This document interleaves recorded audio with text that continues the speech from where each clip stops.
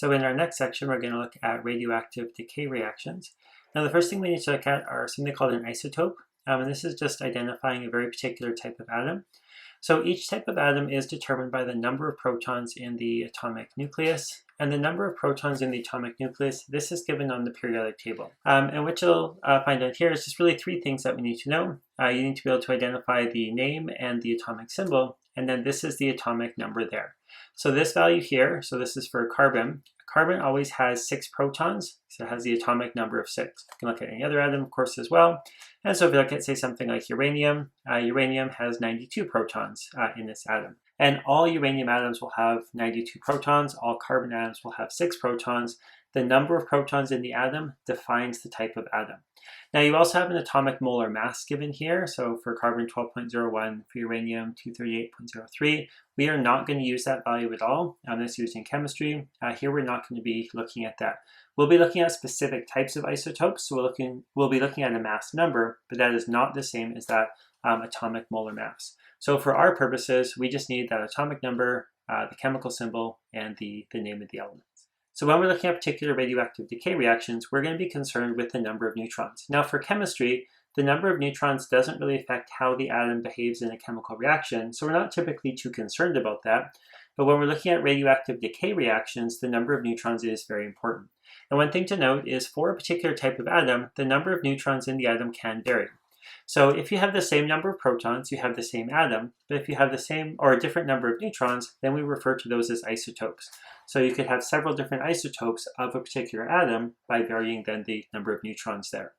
So each isotope then is defined by the atomic number, which defines then the type of atom that we're dealing with, and the mass number.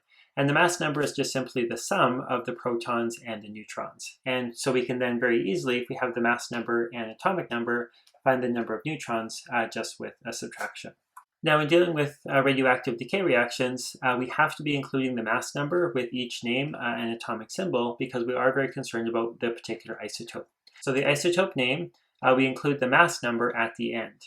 So carbon 13, we have a mass number of 13. Uranium 239, 239 is the mass number. Again, that's going to be the sum of the protons plus the neutrons.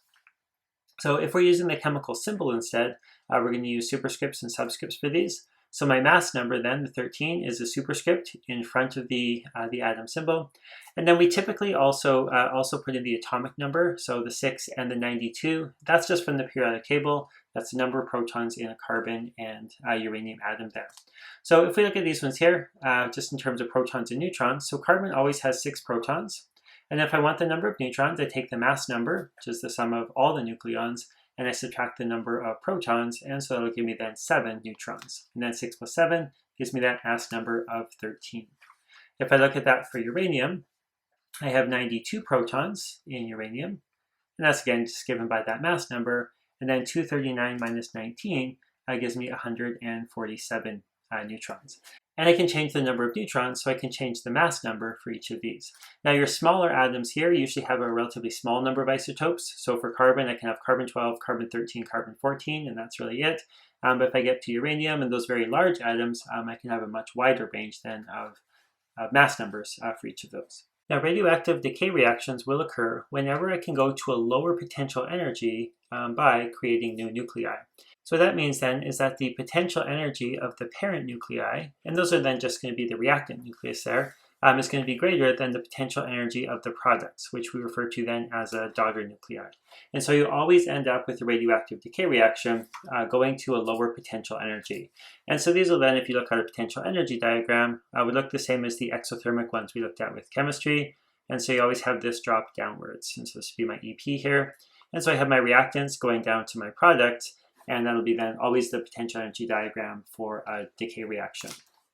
Now there's 4 really main types of decay reactions we're going to be looking at. We'll look at each one individually, and you just need to know what the rules are so that you can predict those. So if I just give you the atom name, you won't be able to predict the type of reaction. But if I give you the atom name and I tell you what type of reaction you have, then you should be able to predict the products. So the first type of decay we're going to look at is going to be an alpha decay. And an alpha decay is just simply the emission then of an alpha particle from the nuclei there. Now an alpha particle is just a helium-4 nuclei, and so that means we have 2 protons. Again, helium has an atomic number of 2, and then 2 neutrons, 2 and 2 giving us that 4. Now we often use that symbol alpha there, so you could put 4 to He as well, but the alpha symbol is more common for these. Now when you have an alpha decay, you always have something called a transmutation, and transmutation just means you're going from one atom to a different type of atom. Now in chemistry, all of our reactions, all of the atoms stay the same, and so you can count up all the atoms of a particular type on the reactants and product side, and they should be the same. For these nuclear decay reactions, what you're going to have is you're going to have different atoms on the reactants and product side because the type of atom is actually changing. So they're significantly different than from the chemical reactions that you may be more used to. And because we're losing a helium-4 nuclei, I'm losing 2 protons and 2 neutrons, the atomic number has to be decreasing by 2, because I'm losing then those 2 protons, and my mass number is going to be decreasing by 4. And that's because I'm losing 4 nucleons, 2 protons and 2 neutrons. And remember, the mass number includes both protons and neutrons. Now the overall charge is staying the same, so charge is still going to be conserved, and the number of nucleons is going to be conserved. And so those two things are always going to be conserved during these decay reactions. And so watch carefully for those conservation laws as well. So if we look at just an example of that, I'll take thorium-227. And so 227, that's the mass number. Now, if you look up thorium on your periodic table, you'll find that it has an atomic number of 90 and a symbol of TH. So the 90 and the TH just come from your periodic table. Now this one here, I'm going to lose an alpha particle because we're told it's an alpha decay. And so because my nucleons are conserved, I can just use a subtraction then to figure out what my product is going to be. So 227 minus 4 is going to give me 223. So that has to be the mass number then of my product nuclei or daughter nuclei. And then 90 minus 2 is going to give me 88. And so because my charge is conserved, my number of protons has to be conserved. And because my nucleon number is conserved, my mass numbers have to be conserved. So 227 on the reactant side is equivalent to 4 plus 223. And then 90 for my atomic number, my number of protons on the reactant side is going to be equal to then the 2 and the 88. And so those sums are always going to be the same, and that allows us then to predict then what the products are going to be. Then you can go to your periodic table and look up element number 88, and you'll find that it's radium, Ra, and so then we have our completed reaction there. Just pause the video for a moment and give the polonium-210 a try, and then come back and see how you did.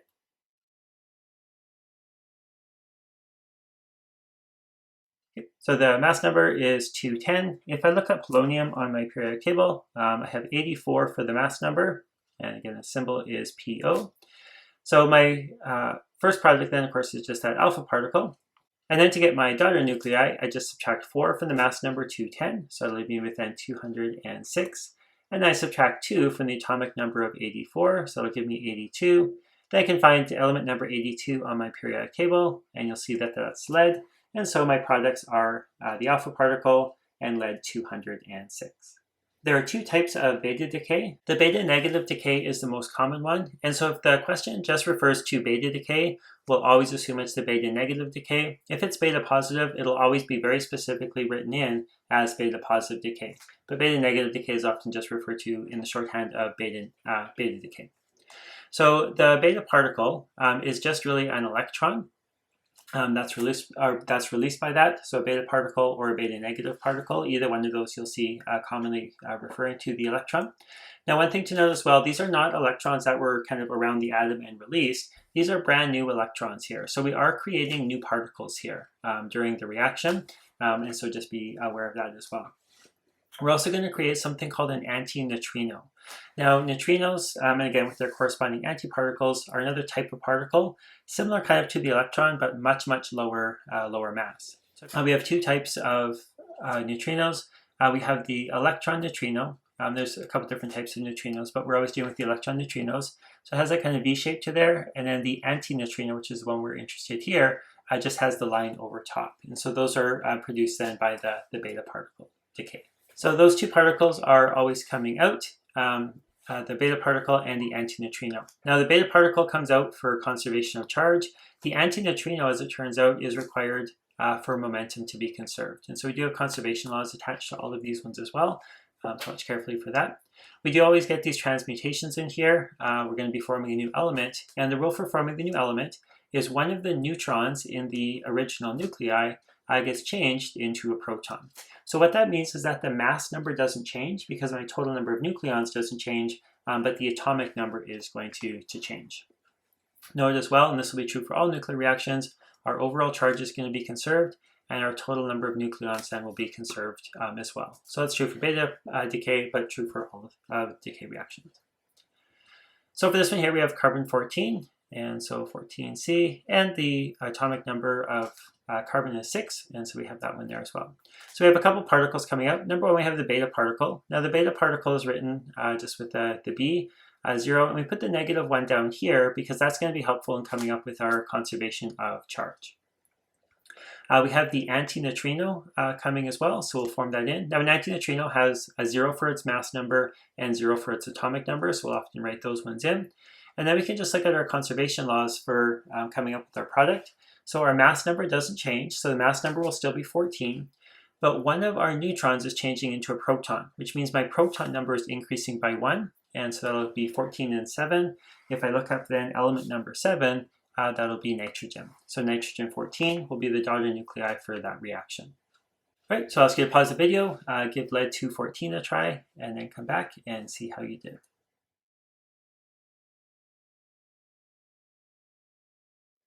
So for lead-214, 214 is of course our mass number, and if you look up lead, we have an atomic number then of 82, and the symbol is Pb. So again, we have then the beta negative particle showing up, and we have our antineutrino showing up as well, and those two are always there just from beta negative decay. For our daughter nuclei, our mass number stays the same, because again, our nuclear number is staying the same. But because I'm changing one of those neutrons to a proton, my proton number is going up by 1, and so it gives me up then to 83. And then if I look on my periodic table, element 83 is bismuth, and so bismuth-214 will be the daughter nuclei from the beta negative decay then of lead-214. Now the other type of beta decay is something called beta positive decay, and this is going to be the emission of something called a positron. And so it's a beta positive particle. And so if you go to your formula sheet, just again on that first page, you have your electrons with that 1e charge, that's also called a beta particle, and then we have these positrons, which is a positive 1e charge. Now you'll notice that their mass is the same, we'll talk about these units in a moment, but their mass is the same, and the same magnitude of charge, but opposite in terms of the sign. And so you get that beta positive particle being formed, and remember, these are new particles being formed by the reaction. We get the neutrino, so with the beta negative decay, we get the antineutrino being formed. Here we get the neutrino being formed, so we aren't going to put the line above those. But once again, it's conservation of momentum, that's the reason then for that neutrino being formed. We do also get a transmutation in here, so our daughter nuclei will be a different type of atom than the original one, or the parent nuclei. And in this one, it kind of goes in the opposite direction. Here, one of the protons in the parent nuclei changes to a neutron. And so the mass number doesn't change, again, because my nucleons doesn't change, but I have that proton then going to a neutron. And then remember, your charge and the number of nucleons then is going to stay the same. And that'll be true for all radioactive decay reactions. So if we look at these ones here, I have fluorine 19. So 19 for my mass number. The atomic number of fluorine is 9. Chemical symbol is F. My beta particle, I have a 1 positive. My neutrino, still 0 and 0, but I don't put the line above because I have now the regular neutrino instead of the antineutrino. My mass number for the daughter nuclei will be the same, but for this one of my protons goes to a neutron, so my atomic number is going to be 1 less. And so 19 and 8, if you look up 8, that's oxygen on your periodic table, so oxygen 19 then is my product. Now one thing to note, if I look at my sum of my mass numbers, this one is 19, this is 0, 0, and 19, so the sum of the mass numbers, reactants to products, is the same. And then for my atomic numbers, I have 9, 8, and 1. That's essentially my conservation of charge. Now the beta particle doesn't have a proton, but it does have a +1 charge. And so these atomic numbers, if you look at the sum of those on each side, that's essentially conservation of charge. We can say with the beta negative ones as well. So I have 6, and I have 7 minus 1. So my overall charge is +6. And then 83 minus 1 also gives me 82. And so that's just essentially my conservation of charge, looking at those lower values there. So I'll ask you to pause the video, give magnesium 23 a try, and then come back and see how you did.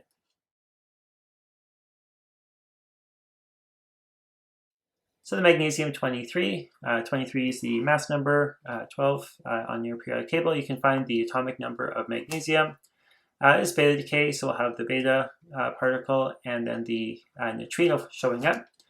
For my daughter nuclei, the mass number will still be 23, but my atomic number is going to go down by 1, and so we'll be looking at 11.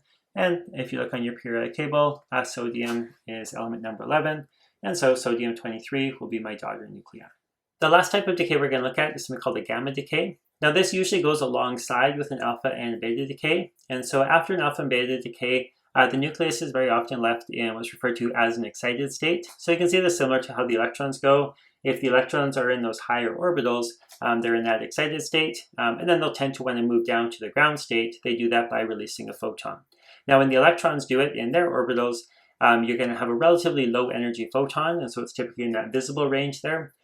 For a nuclei, when this happens, we have a very high energy photon, and so we're going to get then one of those gamma particles coming out. So it's a very, very high energy photon. It's in that highest energy group, so the gamma particles. And so it's very dangerous radiation always, so you want to really be careful with that. Now, one thing that's unique about these ones here is there is no transmutation occurring. Only a gamma particle comes out, but it has no effect on either the atomic number or the mass number for the nucleus there. And so these ones are very straightforward. Radon 222. If you look up on your periodic table, radon has an atomic number then of 86.